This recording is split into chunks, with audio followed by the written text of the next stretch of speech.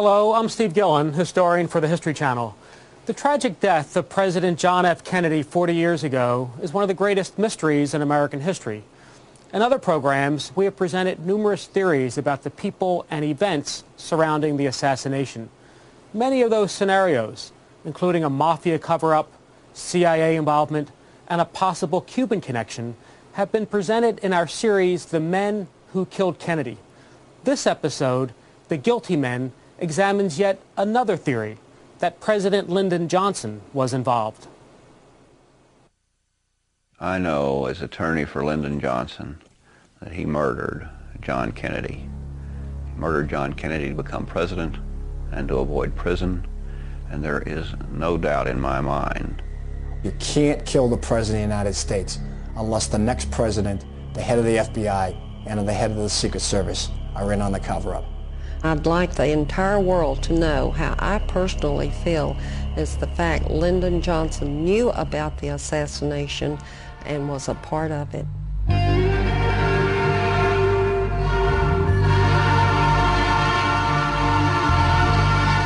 Deep in the heart of Texas lie buried some of the darkest and most well-kept secrets that tell us who killed John F. Kennedy in Dallas on November 22, 1963, and why.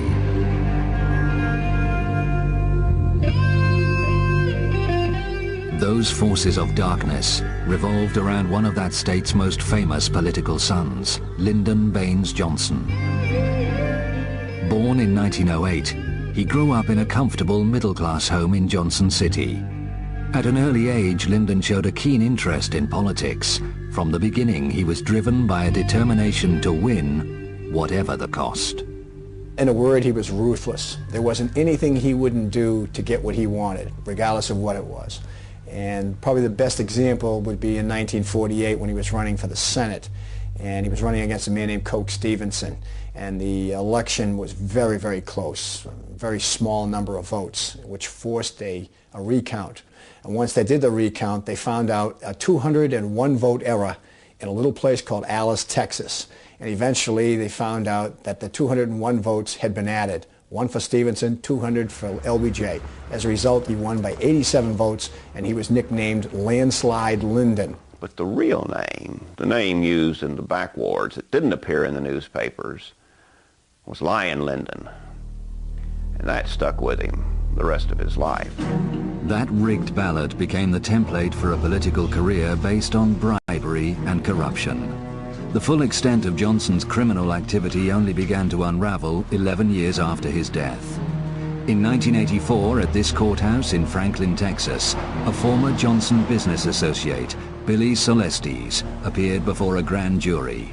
According to Billy Celestes, there were 8 murders perpetrated on the part of Lyndon Johnson. The first name was a man named Douglas Kinzer. That was followed by a number of men involved in Estes businesses who were corrupt, and they were all killed with carbon monoxide. Josepha Johnson's name is listed on this Justice Department document. That's Lyndon Johnson's sister. So Estes is accusing the Vice President of the United States of murdering his own sister. And the 8th name listed is the President of the United States, John F. Kennedy. And then there is a promise of knowing more. And if Billy Celestes is telling the truth, and there is every reason to believe he is, it gives you an idea of the depth of the corruption and the ruthlessness of Lyndon Johnson. According to Estes' written testimony, that murderous cycle began in 1951 in Austin, Texas, at this downtown golf course known as Butler's Pitch and Putt. The killer was a Johnson henchman called Malcolm Wallace. Malcolm Wallace was born and raised in Texas. He was Texas bred, Texas educated, a very intelligent man. And when he graduated from the University of Texas, he was evidently recruited by Lyndon Johnson, and he was given a job at the Federal Department of Agriculture. John Douglas Kinzer, the golf pro at Butler's Pitch and Putt, was having an affair with Wallace's wife and with Lyndon Johnson's sister. Lyndon Johnson's sister, Josepha, was an alcoholic. She was a drug user. She was sexually promiscuous. She had loose lips. And who knows what she might tell Kinzer or others about Lyndon Johnson's political shenanigans. Malcolm Wallace walked into the pitch and putt golf course in Austin, Texas, and shot to death in cold blood John Douglas Kinzer. Kinzer died here for his indiscretions. Wallace was soon arrested and went on trial in Austin 3 months later. First-degree murder, open and shut case. He gets a lawyer, known as a Lyndon Johnson lawyer. So Lyndon Johnson is going to do his best to get his friend out of hot water. During that trial, Lyndon Johnson took a room at a local hotel, and the 10 days that trial was going, constantly sent runners from the hotel to the courthouse to bring him word of what was going on during the trial. So he followed the pulse of the trial very, very carefully. Malcolm Wallace is found guilty of first-degree murder, but through influence of Lyndon Johnson, Malcolm Wallace receives a 5-year suspended sentence. Lyndon Johnson was able to get his man out of first-degree murder. Much of the control Johnson exercised was acquired through an early alliance with a fellow Texan. Edward Clark gained unrivaled power in the late 1930s with a series of high positions in the state government. He became Johnson's lawyer and a formidable ally throughout his career. The power Edward Clark exercised covered almost every avenue of government power in the state of Texas. He would make sure that important appointments were covered by his men. The judges' control was through their vote. I mean, he had their decision in the palm of his hand. And this was, of course, important because Austin was the capital of the state. Anything that happened legally went through Austin, and that meant it went through Clark. He was known as the secret boss of Texas. He could, and did, arrange for people to be killed. He arranged for money to be laundered. He had that control. This building in downtown Austin became the headquarters of Edward Clark's all-powerful law firm. Barr McClellan was recruited as a young lawyer in 1966, 3 years after the assassination, unaware of the dark secrets hidden within. Soon after joining, in an after-hours conversation with John Coates, one of the firm's attorneys, Barr was made privy to an astonishing piece of information. Coates and I started talking, and in the course of it, John told me, if the truth be told, Clark arranged the assassination of Kennedy. It was a kind of statement that you can't easily forget, even though I personally chose not to believe it at the time. It stuck with me. Attorneys know they're acting behind a privilege. They can say things to each other. And this talk would go on at after-hours drinks, at Christmas parties, just traveling on the road. And it was like Johnson had to get Kennedy out of the way. I worked closely with Don Thomas, and Thomas was the business attorney to the president and was the second man in the law firm. Thomas and I did a number of cases together, and we traveled the state because he did not fly. We'd been to Dallas one day shortly after I became partner, and it was driving back, and just out of the blue, it seems now, looking back, that Thomas said, "I am the only living man who knows what happened in Box 13. And we know what that meant. That was the stolen 1948 election. I didn't say anything. Sometimes it's best just to listen. And then he looked away and added, but Clark took care of things in Dallas. At that point, what I'd been hearing in the law firm, what John Coates had first told me, I knew was true, because this came from a man that was Johnson's business attorney, one of Johnson's most trusted confidants, a man who worked very closely with Johnson during his maturing years, his growing up years, so to speak, and as president. And when I heard that, there was no question but that Clark had been behind the assassination, and he'd done it for Johnson. I know beyond a reasonable doubt that Johnson murdered Kennedy. He acted through Clark.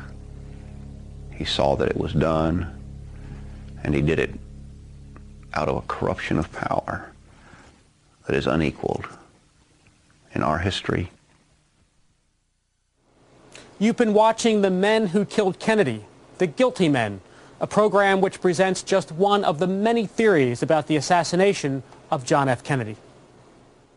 After becoming a senator in 1948, Johnson developed an unrivaled power base in Washington, using his forceful personality, political skills, and corruption. He established himself as one of the most influential men in the nation, but as vice president to Kennedy, he lost much of that authority. By 1961, his past was catching up with him. In Texas, Henry Marshall, a local agricultural official, had begun investigating one of Johnson's illegal sources of funding. Working out of these offices in Bryan, Texas, Marshall had become aware of Billy Solesti's misappropriation of federal cotton allotment funds. Attempts to buy off Marshall had failed, and his investigations were beginning to threaten the vice president himself. Billy Solestes became worried, Lyndon Johnson became worried, and some of them got together and decided, what are we going to do with Henry Marshall? So on one particular day, according to Billy Solestes, Cliff Carter, an aide to Lyndon Johnson, the vice president of the United States, and Malcolm Wallace got together. And finally, Lyndon made the statement, get rid of him. On June the 3rd, 1961, Henry Marshall failed to return home. An extensive search was made of the family farm near Franklin, Texas. His only son, Don, was 11 years old at the time and remembers that day well. My uncle found him on the second attempt when he went out to the place. He was in a very remote location, probably about 3/4 of a mile off the road. My mother had this stone placed here in order to mark the spot. The truck had blood around the sides of it. The side on the passenger side had a dent in the fender behind the passenger door, and that's apparently where my father's head was knocked into the side of the truck, and he had his eye damaged at that point. There were a number of yopon bushes that had been broken, and the gun was laying beside the body, and pretty much nothing else could be seen except signs of a struggle. Local officials immediately ruled it a suicide, despite overwhelming evidence to the contrary. He had been shot 5 times with a bolt-action rifle. He had enough carbon monoxide in his lungs to cause him to pass out at the time he died. There was no effort made to collect any evidence or preserve the crime scene. They had pretty much determined in their minds that this was going to be a suicide. When Billy Solestes testified before the grand jury in Franklin, he implicated Cliff Carter and Malcolm Wallace as the people that were most involved in my father's murder. Wallace being the trigger man and Cliff Carter being the one who arranged for the murder. I'm firmly convinced that Malcolm Wallace was the killer of my father. Who that would have aided, probably political power behind everything. Johnson would have been aided more than anyone else. The grand jury concluded Henry Marshall in 1961 was murdered, which means in simple language that the grand jury believed Billy Solestes when he told them that Lyndon Johnson had ordered Malcolm Wallace to kill Henry Marshall. But Johnson's dark dealings were not confined to Texas. In late summer 1963, one of his long-term partners in crime was about to be exposed for corruption by a Senate investigation. Bobby Baker was the secretary to the Senate majority. Basically, he was the secretary for the Senate, and he was one of Lyndon Johnson's closest associates. And everything that Lyndon Johnson wanted to perpetrate, he had Bobby's help. Essentially, if somebody wanted to get a military contract and they wanted influence of Lyndon Johnson to help them, they had to pay off Bobby Baker, who would then pay off Lyndon Johnson. It's the world of bribes. Bobby Baker was involved in a call girl service. He was involved in real estate scams. He was involved in dealings with organized crime. He was in dealings with oil men, particularly Clint Murchison, an oil millionaire from Texas. So as a result of all this, Bobby Baker was in big trouble. And with a little bit of inspiration on the part of the Kennedys that they could get Bobby Baker to talk, Lyndon was all done. Lyndon Baines Johnson, if Robert Kennedy had his way, would not only not be on the 1964 ticket as the vice presidential candidate, but he would go to jail for the corruption that he was involved with. Although Johnson faced political extinction at the hands of the Kennedys, he had powerful allies with their own agendas that threatened the president, as researcher Gregory Burnham explains. People would think that he had no enemies. He was so popular, he smiled, he appeared happy. Everyone loved him worldwide. But what people don't seem to understand is behind the scenes, he was making changes, and he was making them decisively, and he was taking some very, very daring steps. He was committed to pull out of Vietnam. By October, he had signed a document, NSAM 263, to that effect. 1,000 troops home by Christmas, and all personnel out of Vietnam by 1965. But that wasn't very good for the military-industrial complex. His abolishing the Central Intelligence Agency, pulling their teeth, holding them to task, back to why they were originally created by Truman. Their original mandate by law is only to coordinate intelligence, not to create the Bay of Pigs. NSAM 55 told the chairman of the Joint Chiefs of Staff that the CIA no longer can do that, and any military operation has to come directly from them to the president, period. That kind of a document really causes problems. But Texas was home to Kennedy's most dangerous opponents. Oil millionaires and billionaires in Texas were petrified of one major factor that John F. Kennedy was considering, cutting the oil depletion allowance. And there was no way they were going to allow that.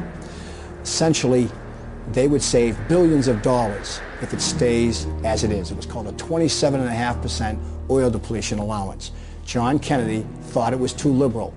One of the key men in this case is Clint Murchison. Clint Murchison is an oil millionaire, owned 500 companies, but he was primarily an oil millionaire.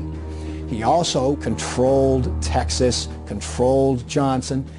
His major means of operating and controlling people and influencing people was a little hotel called the Hotel Del Charro in La Jolla, California. It cost $100 a day in the 50s.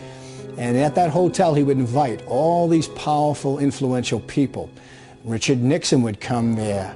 Key lieutenants of Carlos Marcello, the head of the mafia in New Orleans, used to vacation there. J. Edgar Hoover, the head of the FBI, used to vacation there. Free. Every summer for 10 summers. Free.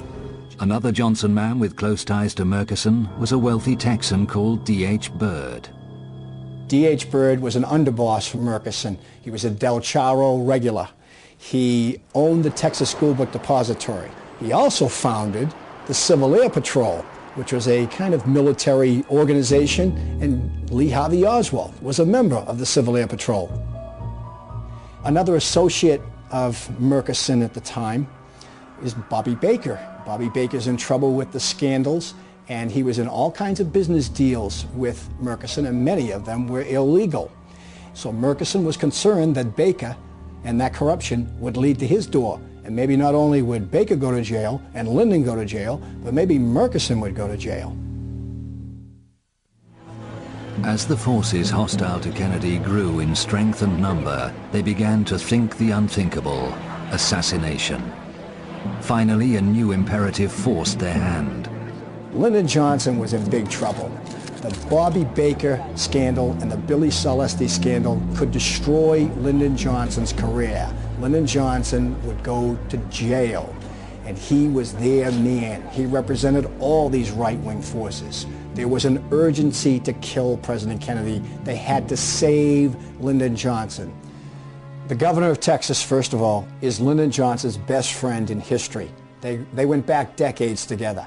In the 1948 vote scandal, John Connally was every much a part of that cover-up that took place. He was his campaign manager. It is without question John Connally who entices John F. Kennedy to Texas. Once they get him there, then they're in control of everything. Motorcade routes, the evidence, the Dallas police, everything. It's their land. It's their territory. Lyndon Johnson and his Texas cronies suckered President Kennedy to Texas. The late Madeleine Brown gained a unique insight into Johnson's role in Kennedy's assassination. She first met LBJ in 1948 at the Adolphus Hotel in downtown Dallas, when he was celebrating his election to the Senate following the infamous Box 13 scandal. I went, I was very young, and it was wonderful. Our relationship developed immediately. Lyndon gave another campaign party in Austin. It was 3 weeks after I met him at the Adolphus, and it was scheduled at the Driscoll Hotel. And, oh, it was so great to see him. I mean, for 3 weeks I had thought about him and how wonderful it was. We were dancing that night, and he says, I'll see you upstairs. And he put a key in my hand. I still have that key. It was exciting. I felt naughty, but I felt good. I fell deeply in love with him. Yes, I did. I was just the other woman in his life, and my emotions are still the same for him as they were when I met him as a very young girl, but I'll always love him. He was the father of my son, Stephen. That intimate relationship with Johnson continued for many years. Through him, she became familiar with the closed world of power politics in Texas. On the eve of Kennedy's assassination, she attended a party at this house in North Dallas, the family home of oil billionaire Clint Murchison Sr. There was an extraordinary guest list that night. We had H.O. Hunt, Murchison, Lyndon Johnson made an appearance. We had Hoover, we had Richard Nixon. They were the most influential people there. But I was under the impression that since J. Edgar Hoover was there, that it was to honor Hoover rather than anything else. When Lyndon came in, no one was expecting him. So when Lyndon arrived at Clint Murchison's, they all went into a conference room, and you could just feel the atmosphere. When Lyndon came out, I was, of course, happy to see him. I did not know that he was going to be there. And he whispered in my ear at that time, "Those blank-de-blank Kennedys will never embarrass me again. That's no threat, that's a promise." So he departed. The party rapidly broke up after Lyndon departed. A seamstress and companion, May Newman, provides confirmation that this party took place at the Murchison family home on the eve of the assassination. She lived and worked in another Murchison house in Dallas for Virginia, Clint Sr.'s second wife. She speaks here for the first time. I started working for Virginia Murchison in 1962 until her death in 1997, approximately 36 years. I remember well the night before the assassination. I worked with a man called Jewel Pfeiffer, black man, which was Virginia Murchison's chauffeur. He got a call from her stepson, John, at the big house. They were having a big party for a very special guest that was coming from Washington to go to the party by the name of Bulldog, which I found out later was J. Edgar Hoover. And he said he was very excited about doing this, going on this trip out to the airport to take this special guest to a very special party. big party. And I asked him when he came back if he got a good tip, and he said no, and he was very, very upset. He had to go back that night to take J. Edgar Hoover to the airport to go back to Washington. And he still didn't get a tip. Further verification of Hoover's presence in Dallas on the eve of the assassination came from a friend of May's who worked at the Murchison family home.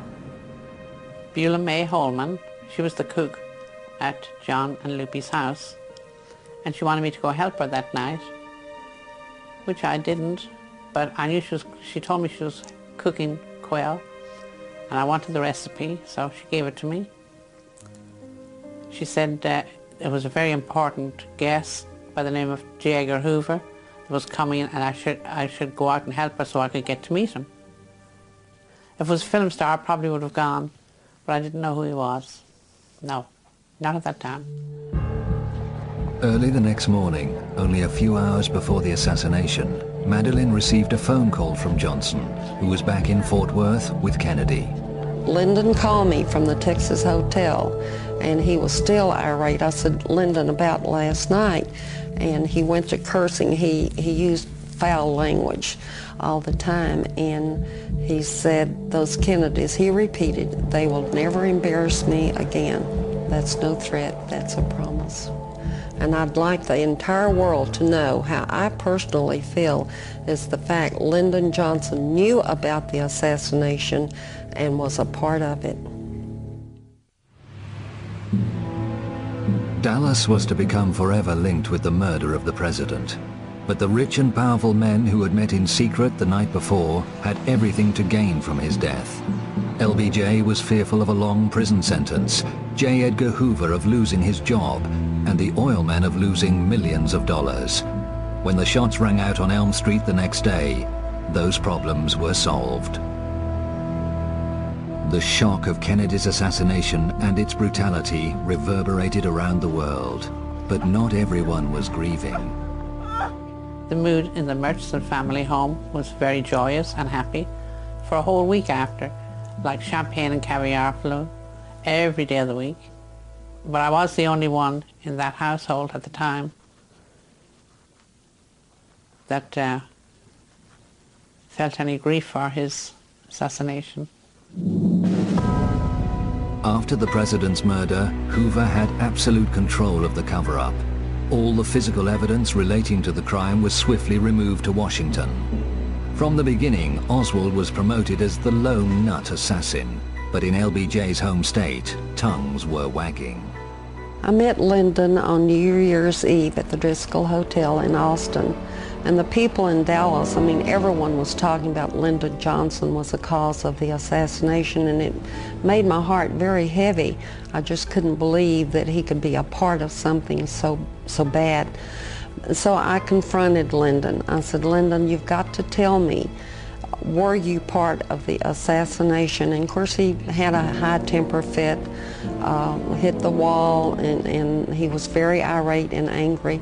And he said, no, I was not, but the oil people, or he called them the fat cats of Texas that I knew, and the intelligence was the cause of the assassination. I am sure Lyndon did not make the plans per se, but he had the key people that he could call to actually do it.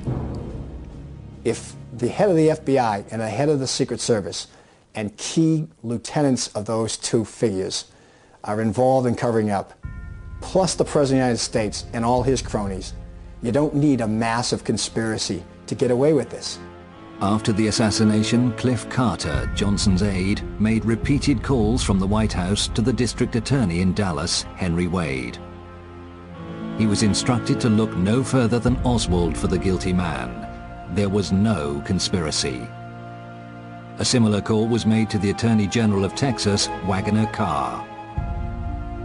Then we have Lyndon Johnson himself calling the chief of homicide, Will Fritz, who's really doing the dirt work as far as interrogating Oswald and trying to get to the bottom of this case. He calls him and tells him, you have your man. You have your man. Let it go at that. Lyndon Johnson is trying to control what is going on with the investigation of the assassination of President Kennedy from Washington, D.C., with crucial figures in the case. The late Dr. Charles Crenshaw experienced the new president's controlling hand. He was in the operating theatre at Parkland Hospital with his colleagues, working to save Oswald's life after Jack Ruby had shot him. He was urgently called to the phone in an adjoining office. I picked up the phone, and it was there I heard this voice like thunder that stated, "This is the president, Lyndon B. Johnson." And he asked, "How is the accused assassin doing?" I was so startled. The thing that I could say was, "He's holding his own. He's lost a large amount of blood." He said, "Would you take a message to the chief operating surgeon?" It was more of an order than a question. So I said, "Yes, sir." He said, "There is a man in the room. I would like for him to take a deathbed confession." And all of a sudden, the phone went off. I returned to the operating room. I tapped Dr. Shires on the shoulder. He looked at me like, "What are you talking about?" Everyone was working feverishly in the abdomen trying to correct the wounds there. I said, "Guess who I've been talking to?" I said, "The President of the United States called and wants that man over there to take a deathbed confession." And Shires looked at me like I was crazy, and we both realized that there was no way Lee Harvey Oswald, had he survived, would have been able to give any testimony until 2 or 3 days after the procedure. But still in all, the president had called, and I did relay the message.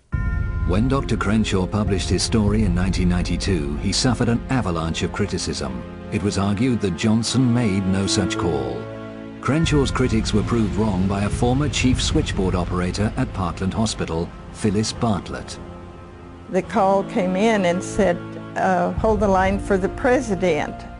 And for a second, I couldn't, I was still thinking Kennedy, and I was kind of taken back for a minute, and then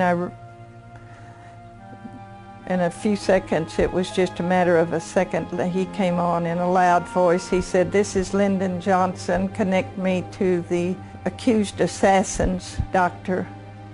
It sounded the same as it had been on newscasts when I would hear him speak. I knew I had put a call to the operating room, so I contacted Dr. Crenshaw, and I told him, that I knew he did get the call, and that I was sorry that the people had, in the newspaper and on the TVs, had tried to discredit him. And that was when I spoke out. From the moment he became president, Johnson had authority over every aspect of the cover-up of Kennedy's murder. He was unassailable. Johnson has the power to contain the investigation, both nationally and locally, on the ground in Texas. More so than if it had happened, let's say, in Oregon or Wisconsin. Texas. He's got the power to give the CIA what it wants as president, as opposed to Kennedy, who they feared. He's got the power to take the National Security Action Memorandum that Kennedy had signed in November 1963, tear it up, reverse it, and create a war where 3 million soldiers wound up going to Vietnam instead of 16,000 being brought home by JFK. He can make J. Edgar Hoover director of the FBI for life. He's the man in the middle. The only person that can answer all of the questions of who's at risk, who's going to gain the most, who wins in this deal, there's only one answer to that question, and that's Lyndon Johnson. And his ticket out was Elm Street.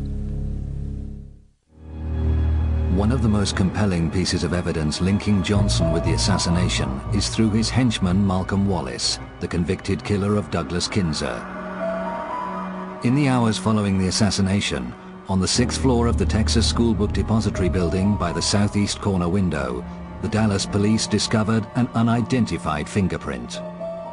The fingerprint is the ultimate part of the Mac Wallace story.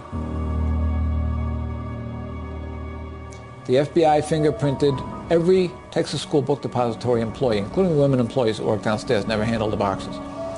They fingerprinted every Dallas officer that was in the sniper's nest so that they could remove those fingerprints from consideration. At the end of the day, you have one fingerprint remaining. It sits in the National Archives for 35 years, until 1998. An investigator takes it to a highly qualified, certified latent print examiner, a CLPE, along with a redacted fingerprint card from Mac Wallace from the 1951 murder of John Douglas Kinzer. And he said, here's a print card. Do you see anything? Nathan Darby is one of the most experienced fingerprint experts in the United States, with 35 years service in the U.S. military and the City of Austin Police Department. I didn't know where it came from, and a week or 10 days later, I called the party and that had brought it over and said, well, it's a match. The finger that made the ink print also made the latent, and we call that a match or identified. And there was no question about it. They matched. 3 years later, Nathan Darby readdressed the same evidence and reconfirmed his original findings. When he was done, he had a 34-point match. And when you mention that in criminal circles to an investigator, how confident would you feel with a 34-point match? Oh, that's a slam dunk. It can't miss. It doesn't get any better than that. You give me a 34-point match on any case in the United States, I'll take it to court and win. The inked and the latent print are made by the same finger. And the other evidence that I've been presented with was Malcolm Wallace's left little finger, without a reasonable doubt.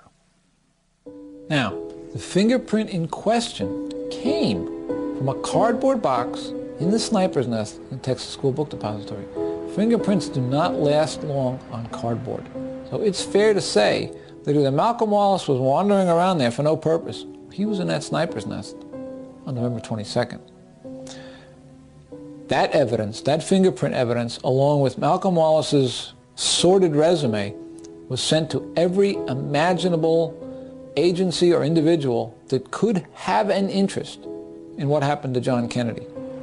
The only people that took notice of it were the Dallas police, because it's still an open homicide on their blotter. And they took serious notice of it.